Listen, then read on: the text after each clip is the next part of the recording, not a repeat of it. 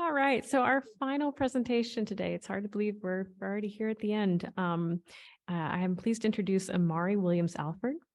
Ahmauri is the Susan and Bill Mariner Emerging Museum Professional Fellowship recipient.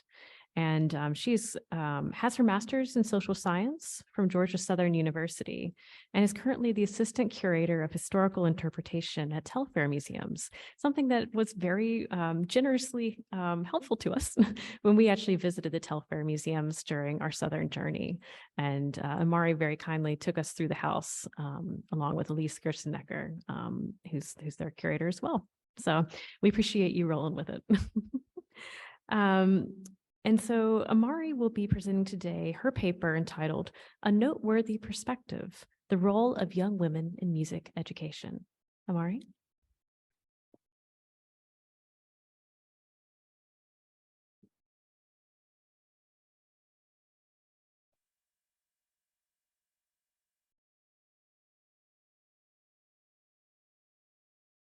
Thank you, Leah, and good afternoon, everybody.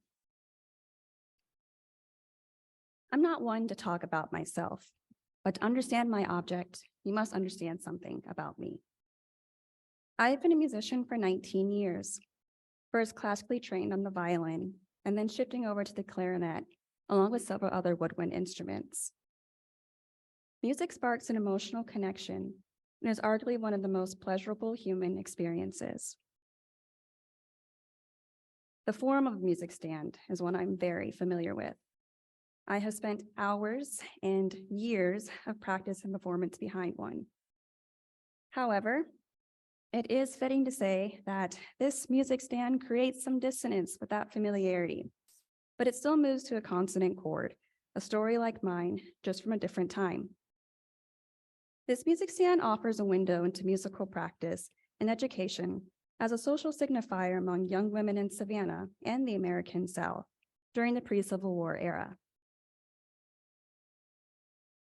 Hopefully, I am not the only one thrown off by the shape of this, not the typical form we associate with when we think of a music stand. This piece likely has multiple functions: a music stand and a display shelf, formerly called an étagère, or less formally a whatnot. Notice the similar open and tiered shelving with the 4 sections of turnings. This was used presumably to display music materials or perhaps expensive trinkets. Looking closely at the ornamentation, it's topped with these urn-shaped finials, that neoclassical motif, along with these distinctive horizontal lines on the top of the front legs and the reeded legs, all pull inspiration from ancient Greek and Roman architecture and design. Dating to circa 1810-1820, the music stand is designed in a style popular in the United States during the Federal period and falls under the Sheraton style, characterized by its simpler and rectilinear silhouette. Though distinctive in form, it does not go unrecorded.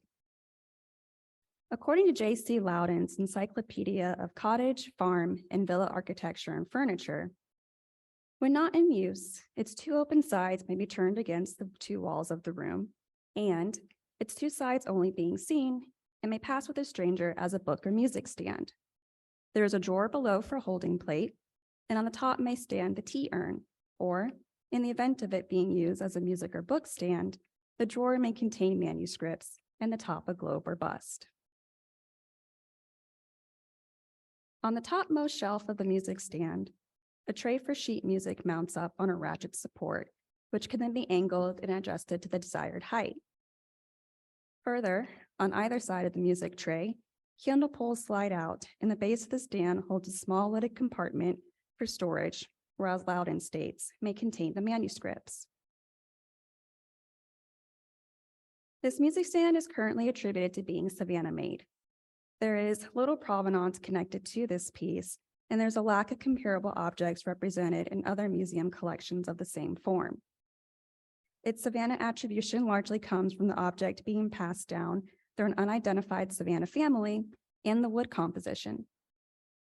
The primary wood is mahogany, a sought-out wood for British and American furniture due to its rich brown color, density, and finer grain, and the secondary wood is yellow pine, which can be found locally. Additionally, this kind of furnishing is being made locally by Savannah cabinet makers during this period, like Humphrey and Lynch. So this could also help support a local attribution, knowing that this object is being made in the area during this time period. So, given the stand attributed origins to Savannah, let's consider the social context during this period. In the early 19th century, Savannah found itself on the cusp of great change as it developed from a small provincial colonial capital to a thriving and nationally important port city. Accompanying this shift was an equally exciting revolution in culture, as Savannians favored emotional responses to experiences as they expressed themselves through literature, the visual arts, and music, largely incited by core concepts of the Romantic movement and the disillusionment with the Enlightenment values of reason and order. This became true, especially among young women. Women's roles were sharply defined from that of men. They largely took on the domestic sphere of overseeing the house. From a young age, girls were required to learn these domestic responsibilities, along with a formal education of reading, writing, and arithmetic. Additionally, they were taught a set of accomplishments to assume their position, in which they were expected to have a thorough knowledge of drawing, needlework, and music to demonstrate their refinement. Music, in particular, was a sign of prestige extended across a wide spectrum and subsequently contributed to the social stratification within society. It's important to note the social hierarchy present, at which the top class consisted of wealthy, white families and the bottom of free and enslaved people of color. But between these two ends of the spectrum, we often fail to acknowledge the middle class of working white residents aspiring to achieve a higher socioeconomic status. For this purpose, we will be focusing on women within these three classes. I do also want to make the point of note that music education was not exclusive to just women, but to young men as well. However, for this presentation, I will only focus on women because so often we focus on men's experiences historically. Within the home, the drawing room, or the parlor were likely spaces where music took place. Parlors were typically exclusive reception rooms in the home where the family would host social calls with elite visitors. It was the room in the house that was supposed to be an expression of the lady's refinement and the stage in which she displayed her poise and her culture. Many wealthy Savannians had single rooms designated as parlors, whereas oftentimes in the middle class, you'd see the parlor doubled as a family sitting room. Instruments like pianos, harps, and guitars are frequently listed as occupying these spaces based on Savannah inventories.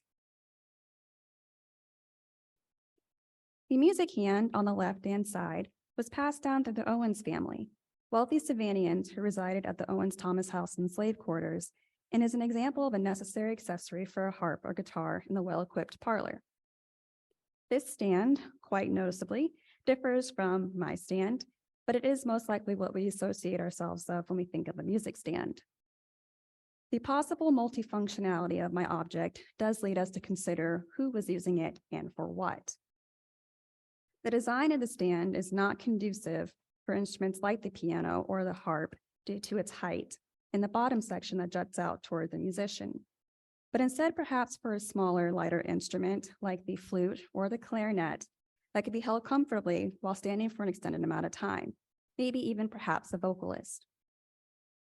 Taking a closer look at the stand, notice the hand-painted gilding, bronze stenciling, and brass inlay using classical Endymion scrolls. These decorative features would have shown early 19th century visitors that the family was wealthy and fashionable enough to keep up with early trends. Contrastingly, the stand on the right has much simpler ornamentation, which is only used on the front of the piece instead of throughout, indicating this was the side meant to be seen by the viewer and that the back of the piece quite possibly was pushed up against a wall. The simpler ornamentation of this stand and the ability to use it for multiple purposes could suggest the stand was used by an aspirational middle-class family who knew the importance of music education and had the means and time to afford it to blur those societal boundaries. If this piece was made locally, it would support ownership within a middle-class family. Based on what we know of consumer patterns in this area, many wealthy Savannahans were purchasing their furnishings from makers in Britain and further up the Atlantic in cities like Baltimore, Philadelphia, and New York.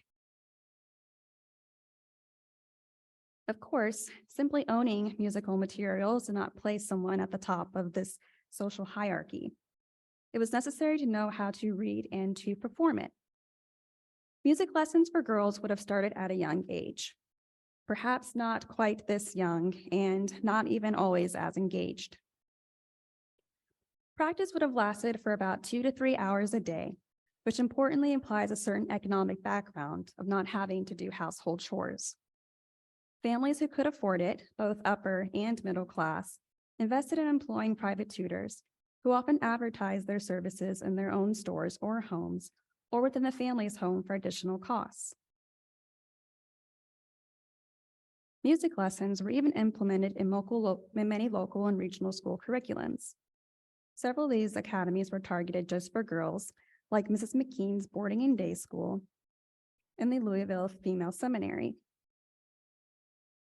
Wealthier Savannahans often sent their daughters away to boarding schools in places like Philadelphia, Boston, or even abroad to Paris, where they can learn the social graces and accomplishments to a higher degree. A variety of sources assist in determining what music young women played in the parlor.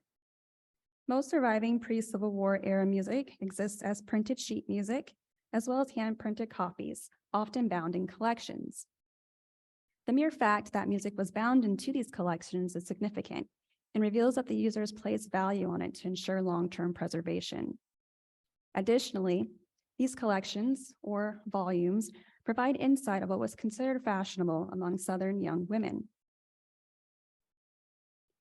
Common arrangements found in this period range from variations of popular melodies like Auld Lang Syne and Home Sweet Home, dance music such as the Ben Bolt polka, waltzes like the Cinderella Waltz, occasionally religious songs like Hark I Hear an Angel Sing, and big composer names we are familiar with today like Mozart, Beethoven, and Weber. The genre stretched from arias, operas, polkas to theatrical pieces, and illustrate the responsibility music teachers had in ensuring their young ladies had fitting literature and a varied repertoire. A respectable music education was highly dependent on having the financial means to obtain it. Upper-class Savannah women who were either inherently wealthy or married into wealth had the ability to buy instruments, sheet music, and secure the best teachers in education. For middle-class women, many earned money to buy instruments by working or occasionally even teaching. Sheet music was often acquired through several different means.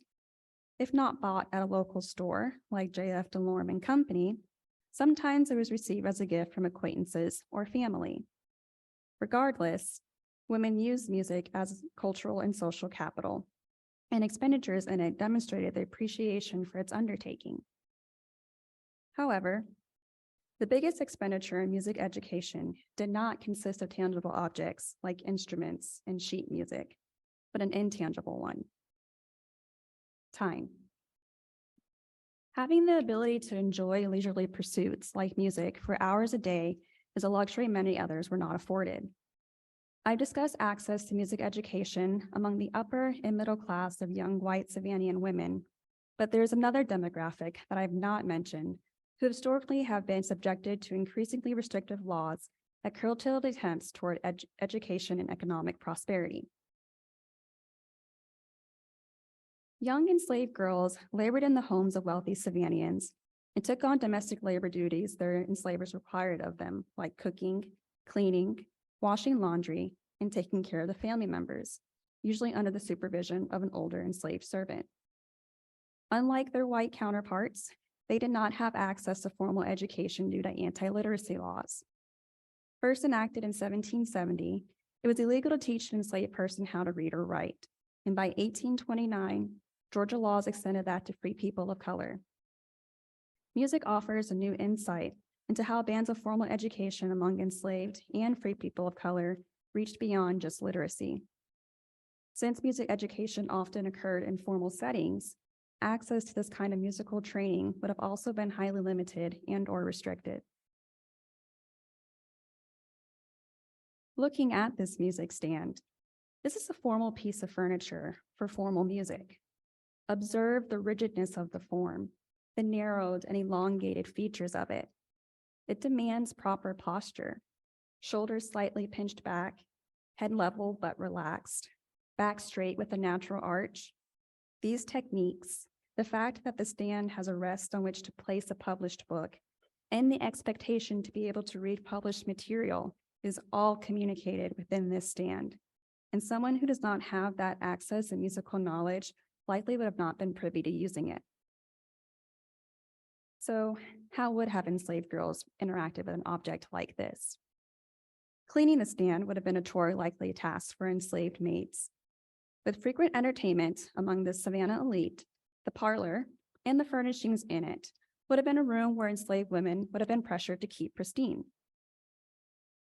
In Robert's Guide for Butlers and Other Household Staff, there are specific directions on how to clean mahogany furniture.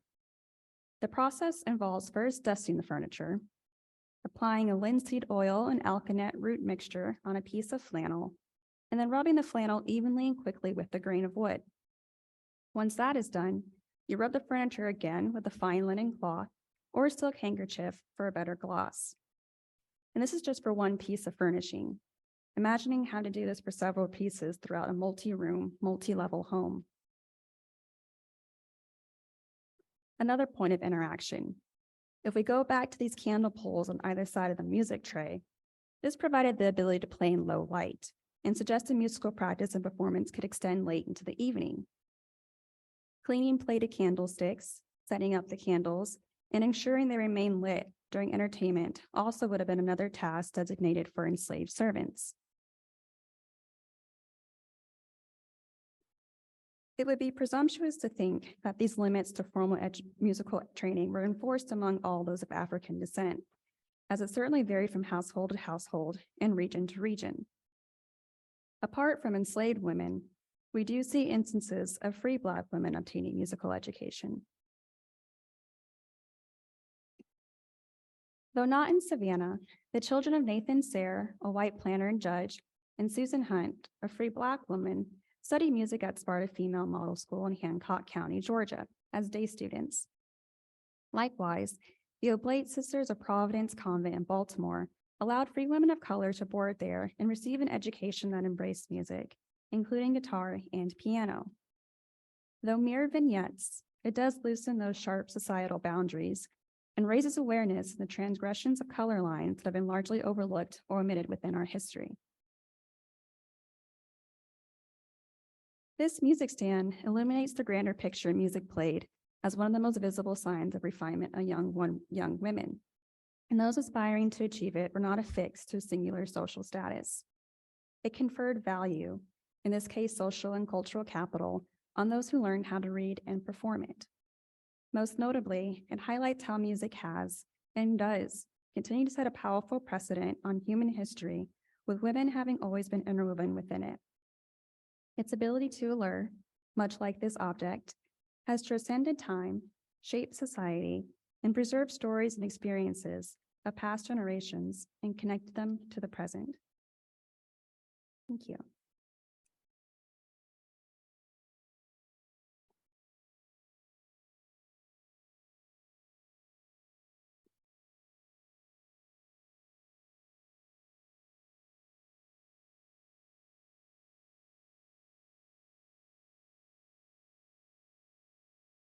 Thank you, Ahmauri, and thank you all for being with us today. Let's have another round of applause for all of our fellows.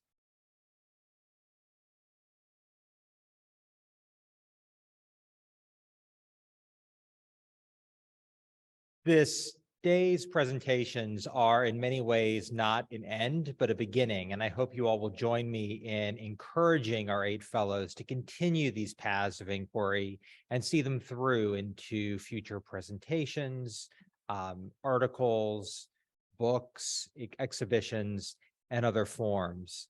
A program like this one only exists because of the huge number of people in our field many of whom are graduates of the Institute, who take time out of their busy lives to help us teach, both here in the classroom and also in the field.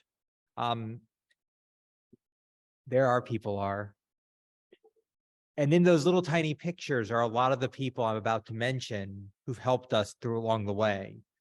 In the classroom, we were joined by scholars Watson Jennison from UNCG, Ron Fuchs, the editor of the Chipstone Foundation's journal, Ceramics in America, Dr. Jennifer Van Horn of the University of Delaware, Katie McKinney, Colonial Williamsburg, Dr. Tiffany Moman, founder of the Black Craftspeople Digital Archive and professor at Sewanee, and scholar, craftsman, and historian Jerome Bias.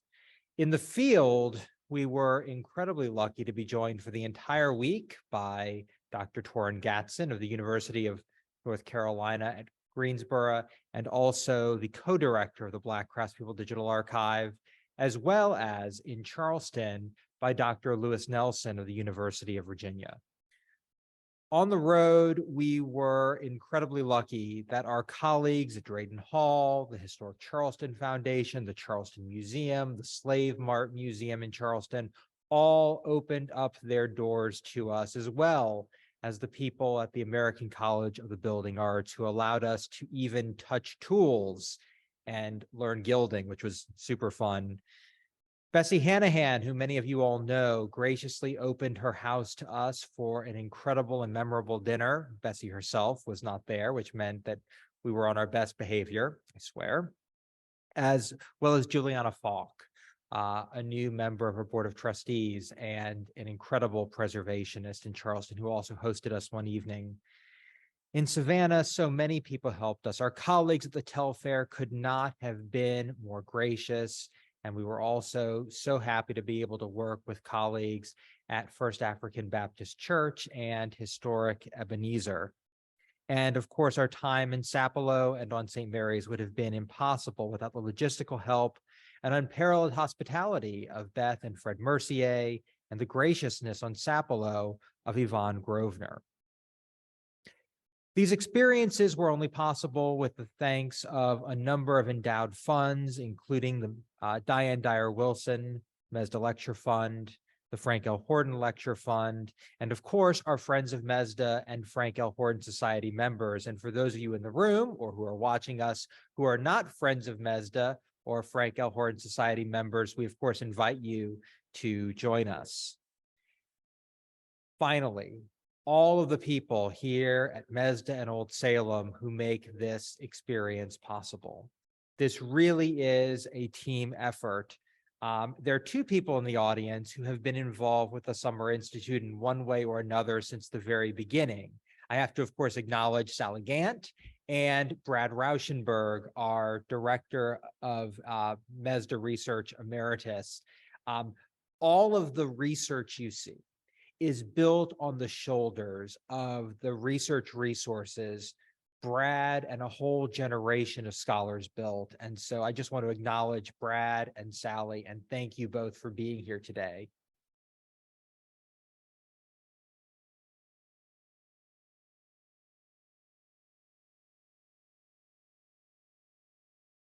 Of course, our collections team, Jenny Garwood, Jesse Harris, the staff of the Ann P. and Thomas A. Gray Library and MESDA Research Center, Kim May, our director of MESDA Research, and Nicole Kraby, our librarian, who know literally where everything is.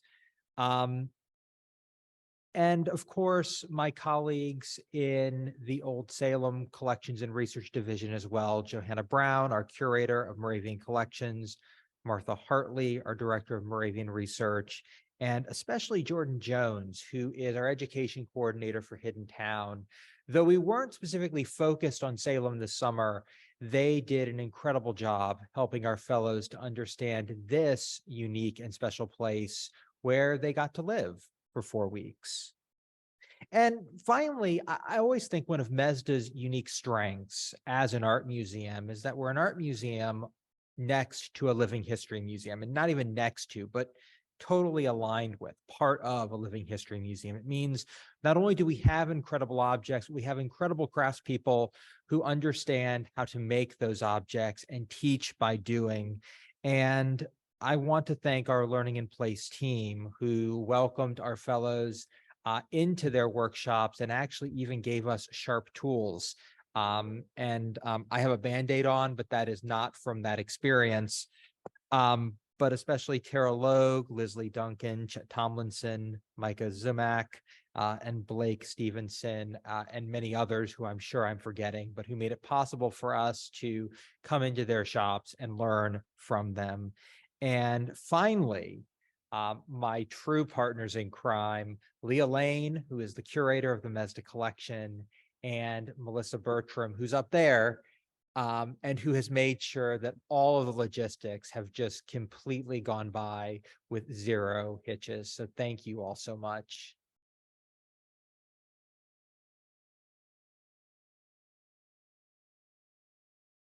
This concludes the formal program, but I should remind you that our galleries over at the Frank L. Horton Center remain open until 4 o'clock. And I would encourage you to go and visit two special exhibits over there. One, Fire Plus Clay, which actually closes this weekend. It involves the work of contemporary potters in conversation with the unparalleled Mariner collection, which we house, as well as Thrown Together, People in Pottery in Early Alabama, which is on view through the end of September. I also want to invite you to attend future Mesda programs.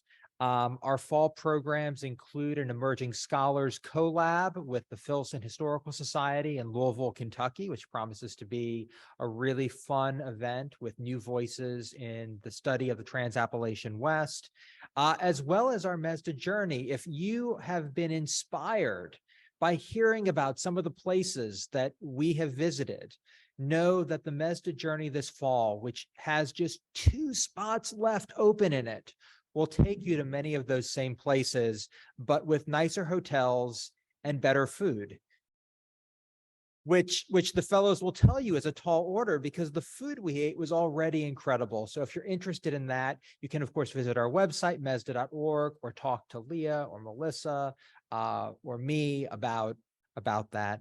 So thank you all so much for coming and supporting the next generation of scholars in Southern Decorative Arts. I really appreciate you being here and all you do to support us here at the Museum of Early Southern Decorative Arts. Thank you.